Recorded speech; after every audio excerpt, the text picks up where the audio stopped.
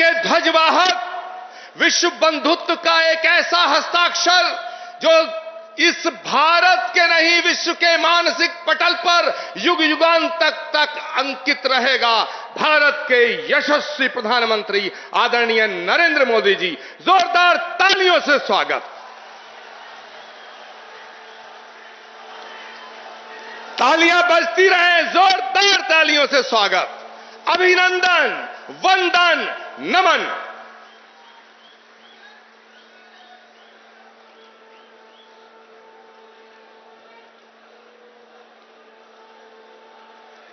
जय मां कैला देवी,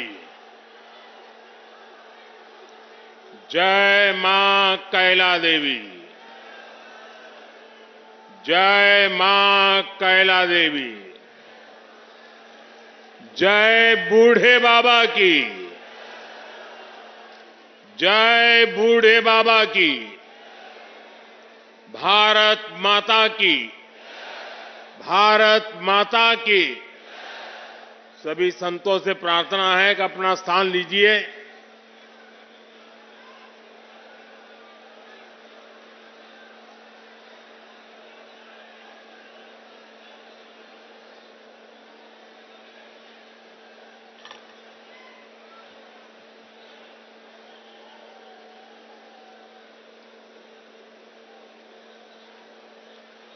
उत्तर प्रदेश के ऊर्जावान मुख्यमंत्री श्रीमान योगी आदित्यनाथ जी, पूज्य श्री अवधेशानंद गिरी जी, कल्की धाम के प्रमुख आचार्य प्रमोद कृष्णम जी, पूज्य स्वामी कैलाशानंद ब्रह्मचारी जी, पूज्य सद्गुरु श्री जितेश्वर जी,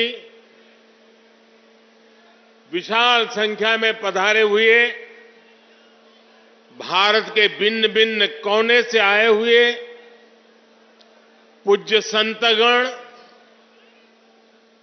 और मेरे प्यारे श्रद्धावान भाइयों और बहनों,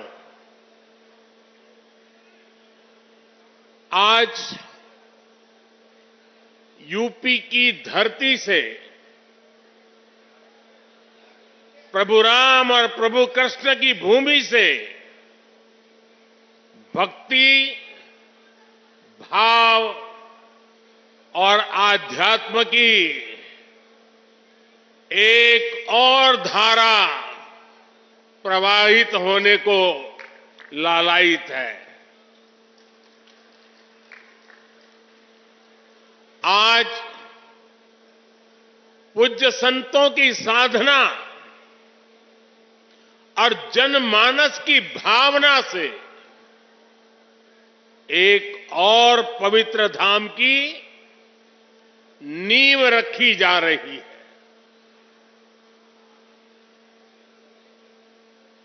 अभी आप संतों आचार्यों की उपस्थिति में मुझे भव्य कल्की धाम के शिलान्यास का सौभाग्य मिला है।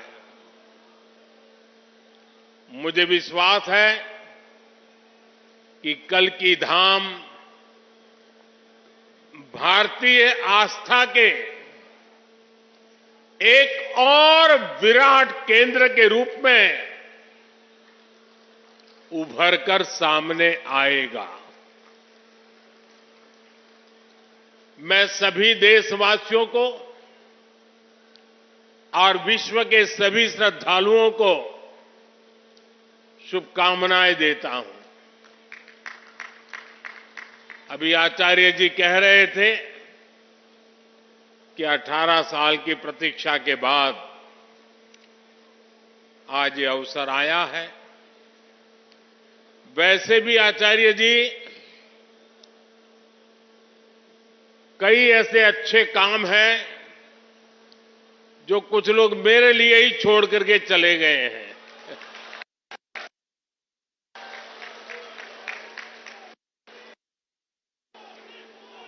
और आगे भी जितने अच्छे काम रह गए हैं ना, उसके लिए बस ये संतों का, जनता जनार्दन का आशीर्वाद बना रहे, उसे भी पूरे करेंगे।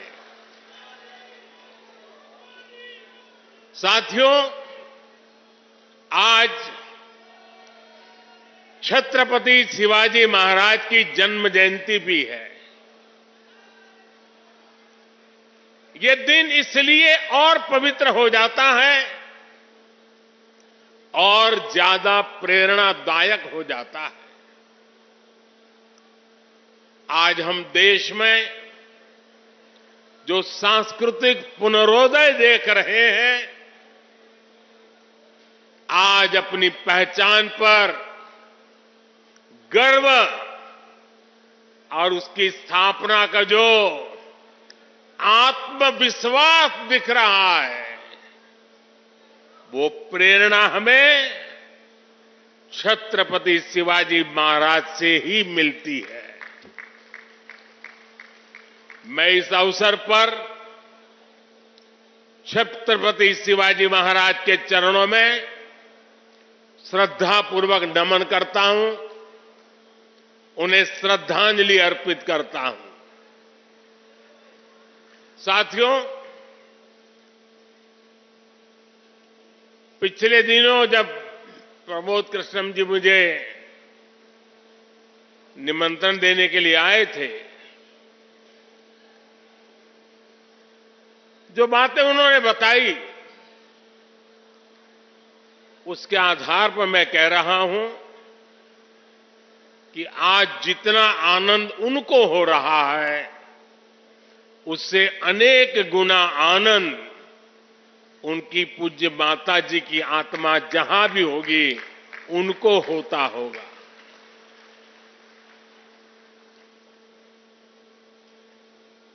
और मां के वचन के पालन के लिए एक बेटा कैसे जीवन खपा सकता है, ये प्रमोद जी ने दिखा दिया।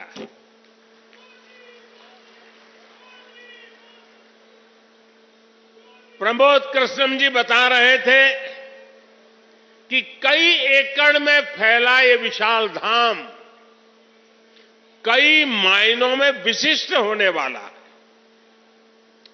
एक ऐसा मंदिर होगा, जैसा मुझे उन्होंने पूरा समझाया अभी, जिसमें 10 गर्भगृह होंगे और भगवान के सभी 10 अवतारों को विराजमान किया जाएगा। 10 अवतारों के माध्यम से हमारे शास्त्रों ने केवल मनुष्य ही नहीं, बल्कि अलग अलग स्वरूपों में ईश्वरीय अवतार को प्रस्तुत किया गया है। यानी हमने हर जीवन में ईश्वर की ही चेतना के दर्शन किए। हमने ईश्वर के स्वरूप को सिंह में भी देखा, वराह में भी देखा और कच्छप में भी देखा। इन सभी स्वरूपों की एक साथ स्थापना हमारी मान्यताओं की व्यापक छवि प्रस्तुत करेगी। ये ईश्वर की कृपा है कि उन्होंने इस पवित्र यज्ञ में मुझे माध्यम बनाया है, इस शिलान्यास का अवसर दिया है। और अभी जब वो स्वागत प्रवचन कर रहे थे, तब उन्होंने कहा कि हर किसी के पास कुछ न कुछ देने को होता है, मेरे पास कुछ नहीं है, मैं सिर्फ भावना व्यक्त कर सकता हूं। प्रमोद जी, अच्छा हुआ कुछ दिया नहीं, वरना जमाना ऐसा बदल गया है कि अगर आज के युग में सुदामा श्री कृष्ण को एक पोटली में चावल देते, वीडियो निकल आती, सुप्रीम कोर्ट में पीआई हो जाती और जजमेंट आता कि भगवान कृष्ण को भ्रष्टाचार में कुछ दिया गया और भगवान कृष्ण भ्रष्टाचार कर रहे थे। इस व्यक्त में हम जुगर रहे और इससे अच्छा है कि आपने भावना प्रकट की और कुछ दिया नहीं।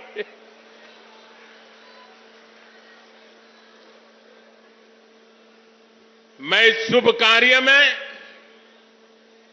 अपना मार्गदर्शन देने के लिए पधारे सभी संतों को भी नमन करता हूं। मैं आचार्य प्रमोद कृष्णम जी को भी बधाई देता हूं। साथियों, आज संबल में हम जिस अवसर के साक्षी बन रहे हैं, ये भारत के सांस्कृतिक नवजागरण का एक और अद्भुत क्षण है। अभी पिछले महीने ही 22 जनवरी को देश ने अयोध्या में 500 साल के इंतजार को पूरा होते देखा है। राम लला के विराजमान होने का वो अलौकिक अनुभव, वो दिव्य अनुभूति अब भी हमें भावुक कर जाती है। इसी बीच हम देश से सैकड़ों किलोमीटर दूर अरब की धरती पर अबू धाबी में पहले विराट मंदिर के लोकार्पण के साक्षी भी बने हैं। पहले जो कल्पना से भी परे था, अब वो हकीकत बन चुका है। और अब हम यहां संभल में भव्य कल की धाम के शिलान्यास के गवाह बन रहे हैं। भाई और बहनों, एक के बाद एक ऐसे आध्यात्मिक अनुभव, सांस्कृतिक गौरव के ये पल हमारी पीढ़ी के जीवन काल में इसका आना, इससे बड़ा सौभाग्य क्या हो सकता है। इसी कालखंड में हमने विश्वनाथ धाम के वैभव को काशी की धरती पर देखा है, निखरता हुआ देखा है।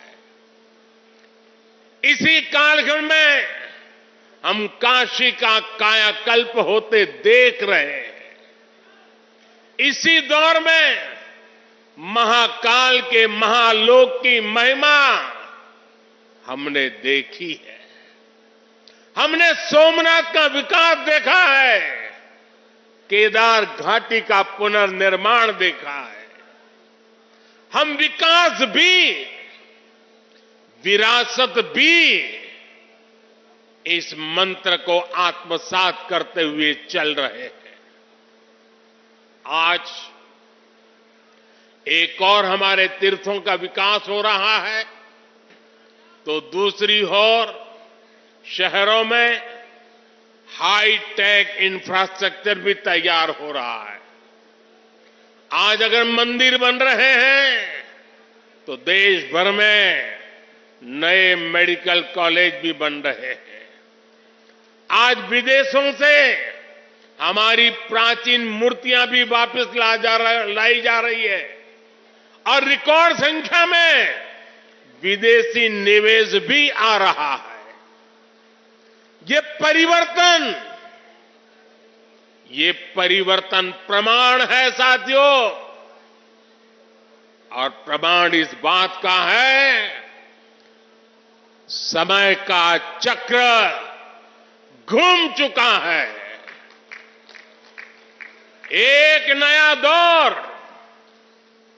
आज हमारे दरवाजे पर दस्तक दे रहा है। ये समय है हम उस आगमन का दिल खोलकर स्वागत करें।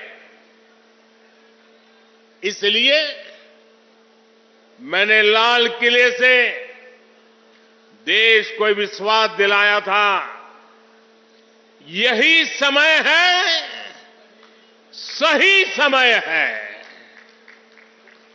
साथियों, जिस दिन अयोध्या में राम मंदिर की प्राण प्रतिष्ठा हुई थी, तब मैंने एक और बात कही थी। 22 जनवरी से अब नए काल चक्र की शुरुआत हो चुकी है।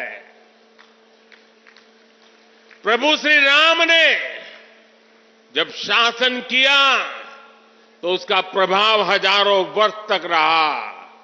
उसी तरह राम लला के विराजमान होने से अगले 1000 वर्षों तक भारत के लिए एक नई यात्रा का शुभारंभ हो रहा है। अमृत काल में राष्ट्र निर्माण के लिए पूरी सहस्त्र शताब्दी का यह संकल्प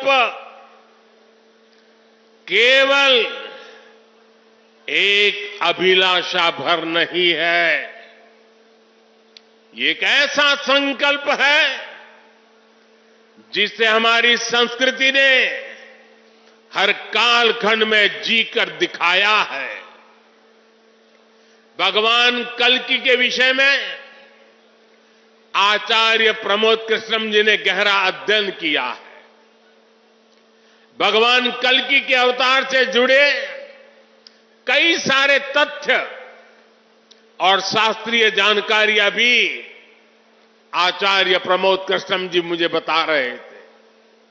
जैसे उन्होंने बताया कि कल्कि पुराण में लिखा है, शंबले वस तस्तस्य सहस्त्र परिवत्सरा, यानी भगवान राम की तरह ही कल्कि का अवतार भी हजारों वर्षों की रूपरेखा तय करेगा।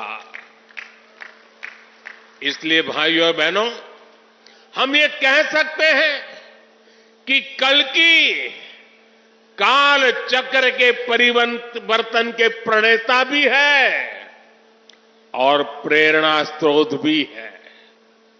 और शायद इसीलिए कल्कि धाम एक ऐसा स्थान होने जा रहा है जो उन भगवान को समर्पित है जिनको अभी अवतार होना बाकी है। अब कल्पना करिए, हमारे शास्त्रों में सैकड़ों हजारों साल पहले भविष्य को लेकर इस तरह की अवधारणा लिखी गई। हजारों वर्ष बाद की घटनाओं के लिए भी सोचा गया। ये कितना अद्भुत है, और ये भी कितना अद्भुत है कि आज प्रमोद कृष्णम जैसे लोग पूरे विश्वास के साथ उन मान्यताओं को आगे बढ़ा रहे हैं, अपना जीवन खपा रहे हैं। वो भगवान कल्कि के लिए मंदिर बना रहे हैं, उनकी आराधना कर रहे हैं। हजारों वर्ष बाद की आस्था और अभी से उसकी तैयारी, यानी हम लोग भविष्य को लेकर कितने तैयार रहने वाले लोग हैं। इसके लिए तो प्रमोद कृष्णम जी वाकई सराहना के पात्र है। मैं तो प्रमोद कृष्णम जी को एक राजनीतिक व्यक्ति के रूप में दूर से जानता था, मेरा परिचय नहीं था। लेकिन अभी जब कुछ दिन पहले मेरी उनसे पहली मुलाकात हुई तो ये भी पता चला कि वो ऐसे धार्मिक आध्यात्मिक कार्यों में कितनी मेहनत से लगे रहते हैं।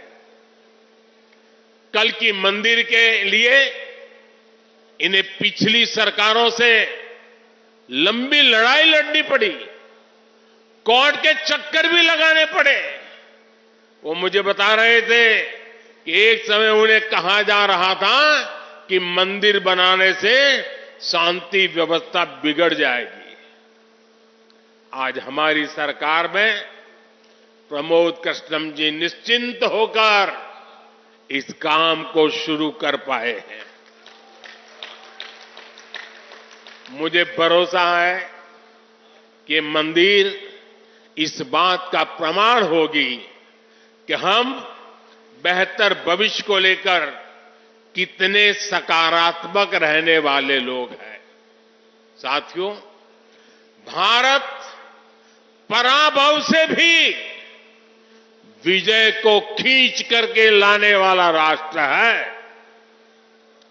हम पर सैकड़ों वर्षों तक इतने आक्रमण हुए, कोई और देश होता, कोई और समाज होता तो लगातार इतने आक्रमणों की चोट से पूरी तरह नष्ट हो गया होता।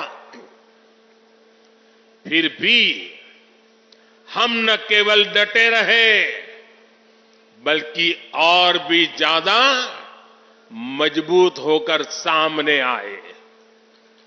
आज सदियों के वो बलिदान फलीभूत हो रहे हैं। जैसे कोई बीज वर्षों के अकाल में पड़ा रहा हो, लेकिन जब वर्षा काल आता है तो वो बीज अंकुरित हो उठता है। वैसे ही आज भारत के अमृत काल में भारत के गौरव, भारत के उत्कर्ष और भारत के सामर्थ्य का बीज अंकुरित हो रहा है। एक के बाद एक हर क्षेत्र में कितना कुछ नया हो रहा है। जैसे देश के संत और आचार्य नए मंदिर बनवा रहे हैं, वैसे ही मुझे ईश्वर ने राष्ट्र रूपी मंदिर के नवनिर्माण का दायित्व सौंपा है। मैं दिन रात राष्ट्र रूपी मंदिर को भव्यता देने में लगा हूं, उसके गौरव का विस्तार कर रहा हूं।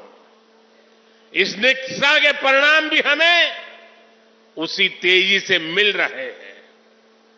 आज पहली बार भारत उस मुकाम पर है जहां हम अनुसरण नहीं कर रहे हैं, उदाहरण पेश कर रहे हैं। आज पहली बार भारत को टेक्नोलॉजी और डिजिटल टेक्नोलॉजी के क्षेत्र में संभावनाओं के केंद्र के रूप में देखा जा रहा है। हमारी पहचान इनोवेशन हब के तौर पर हो रही है। हम पहली बार दुनिया की 5वीं सबसे बड़ी अर्थव्यवस्था जैसे बड़े मुकाम पर पहुंचे हैं। हम चंद्रमा के दक्षिण ध्रुव तक पहुंचने वाले पहले देश बने हैं। पहली बार भारत में वंदे भारत और नमो भारत जैसी आधुनिक ट्रेनें चल रही है। पहली बार भारत में बुलेट ट्रेन चलने की तैयारी हो रही है। पहली बार हाईटेक हाईवे, एक्सप्रेसवे का इतना बड़ा नेटवर्क और उसकी ताकत देश के पास है। पहली बार भारत का नागरिक, चाहे वो दुनिया के किसी भी देश में हो, अपने आप को इतना गौरवान्वित महसूस करता है। देश में सकारात्मक सोच और आत्मविश्वास का ये जो ज्वार हम देख रहे हैं, एक अद्भुत अनुभूति है। इसलिए आज हमारी शक्ति भी अनंत है और हमारे लिए संभावनाएं भी अपार है। साथियों, राष्ट्र को सफल होने के लिए ऊर्जा सामूहिकता से मिलती है। हमारे वेद कहते हैं सहस्त्र शीर्षा पुरुष, सहस्त्र शीर्षा पुरुष, सहस्त्राक्ष सहस्त्रपाद, अर्थात निर्माण के लिए हजारों लाखों करोड़ों हाथ है, गतिमान होने के लिए हजारों लाखों करोड़ों पैर है। आज हमें भारत में उसी विराट चेतना के दर्शन हो रहे हैं। सबका साथ, सबका विकास, सबका विश्वास और सबका प्रयास, इस भावना से हर देशवासी एक भाव से, एक संकल्प से राष्ट्र के लिए काम कर रहा है। आप पिछले 10 वर्षों में कार्यों के विस्तार को देखिए। 4 करोड़ से ज्यादा लोगों को प्रधानमंत्री आवास योजना के तहत पक्के घर, 11 करोड़ परिवारों को शौचालय यानी इज्जत घर, 2.5 करोड़ परिवारों को घर में बिजली, 10 करोड़ से अधिक परिवारों को पानी के लिए कनेक्शन, 80 करोड़ लोगों को मुफ्त राशन, 10 करोड़ महिलाओं को कम कीमत पर गैस सिलेंडर, 50 करोड़ लोगों को स्वस्थ जीवन के लिए आयुष्मान कार्ड, करीब 10 करोड़ किसानों को किसान सम्मान निधि। कोरोना काल में हर देशवासी को मुफ्त वैक्सीन, स्वच्छ भारत जैसा बड़ा अभियान, आज पूरी दुनिया में भारत के इन कामों की चर्चा हो रही है। इस स्केल पर काम इसलिए हो सके क्योंकि सरकार के इन प्रयासों से देशवासियों का सामर्थ्य जुड़ गया। आज लोग सरकार की योजनाओं का लाभ दिलाने के लिए गरीबों की मदद कर रहे हैं।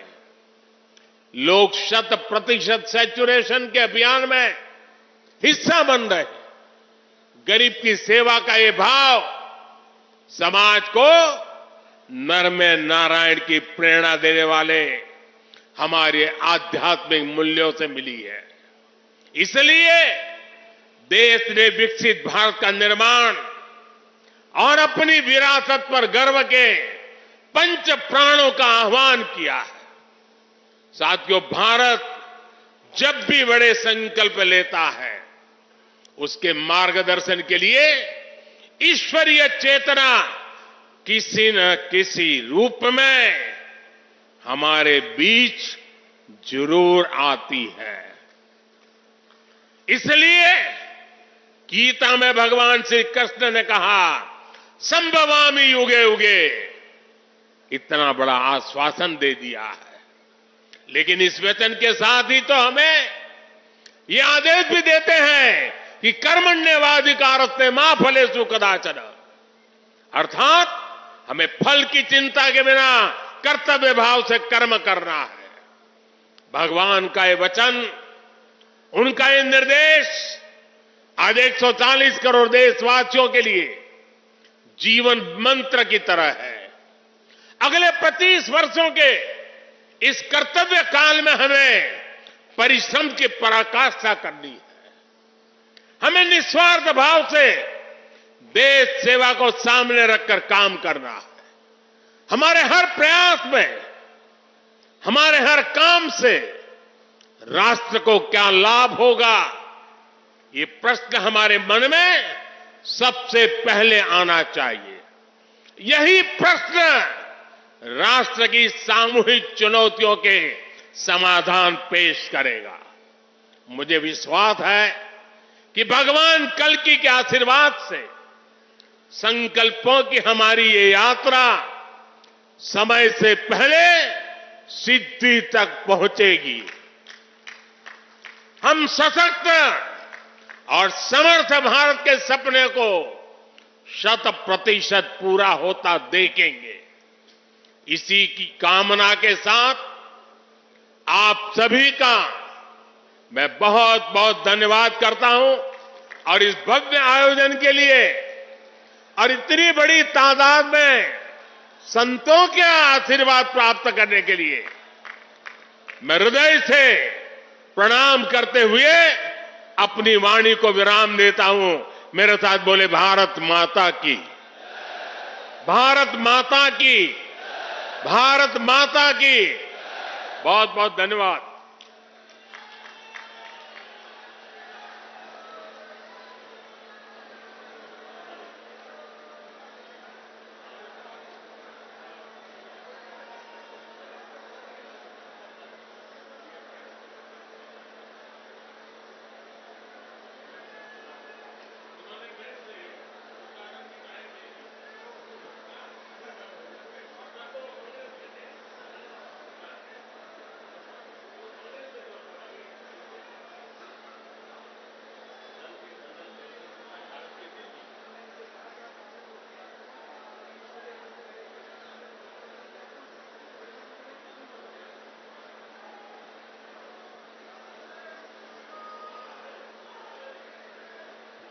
एक बार जोरदार माननीय